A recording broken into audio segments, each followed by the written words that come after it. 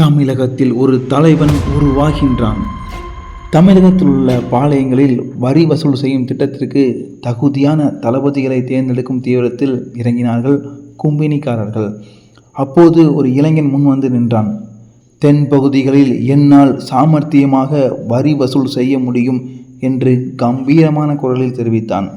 அதற்கு உன் பெயர் என்ன என்று கும்பினி படை தளபதி அந்த இளைஞனை பார்த்து கேட்டார். என் பெயர் கான் சாஹிப் என்றான் அந்த வாலிபன். அவன் கண்களில் இருந்த தீப்பொறியும் குரலில் இருந்த கம்பீரமும் அவனது தோற்றத்தையும் கண்டு தளபதிகள் மிகவும் கவர்ந்து அவனை தளபதியாக நியமித்தார்கள். அந்த இளைஞன் தான் ஒரு சரித்திரத்தை உருவாக்கப் போகின்ற மாவீரன் மருதநாயகம் என்று அப்பொழுது யாருக்கும் தெரியாது. மருதநாயகம் சிவகங்கைக்கு அருகில் உள்ள பனையூரில் ஏழை விவசாய குடும்பத்தில் பிறந்தார். இளமையிலேயே மருதநாயகம் நல்ல உடல் கட்டமைப்பு கொண்டவராக இருந்தார். இவனை கண்ட இராணுவ அதிகாரி ஒருவர் புதுச்சேரிக்கு அழைத்து சென்று அங்கு வீட்டு வேலையில் ஈடுபடுத்தினார். அதற்கு பிறகு ஜக்குலா என்பவரிடம் 3 ஆண்டு வேலை பார்த்து வந்தார்.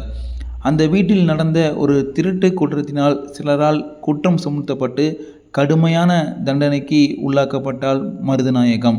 2 காதுகளும் அறுக்கப்பட்டனர். அவன் தனது மூளை காதை மறைக்கவே எப்பொழுதும் தலைப்பாகம் அணிந்திருப்பது வழக்கம் என்று சொல்கின்றார்கள்.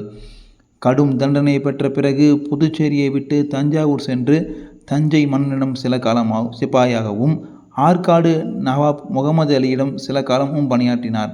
அப்பொழுது புரூட்டன் என்ற ஐரோப்பிய நண்பனுடன் நட்பு கிடைக்கின்றது. புரூட்டன் இயல்பாக நல்ல திறமையுடையவர்.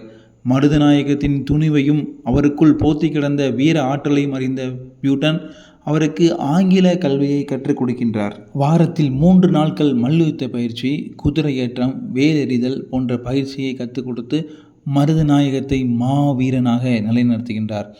புரூட்டன் வீட்டில் ஒரு பெண் வேலை பார்த்து வருகின்றார். அவர் போர்ச்சுகீசிய நாட்டை சேர்ந்த பெண். பழகுவதிலும் அழகிலும் மிக திறமைசாலியாக விளங்கும் அந்த பெண் மாசாவை மருதநாயகம் விரும்புகிறார். மருதநாயகம் மாசாவை மணந்தாரா? புரூட்டனுடன் நட்பு எவ்வாறு தொடர்ந்தது?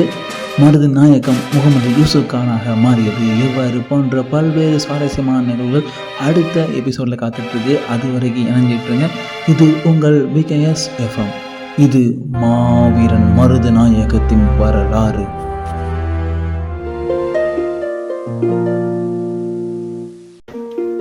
இது உங்கள் VKS FM. கேட்க துடிக்குது மனசுக்கு.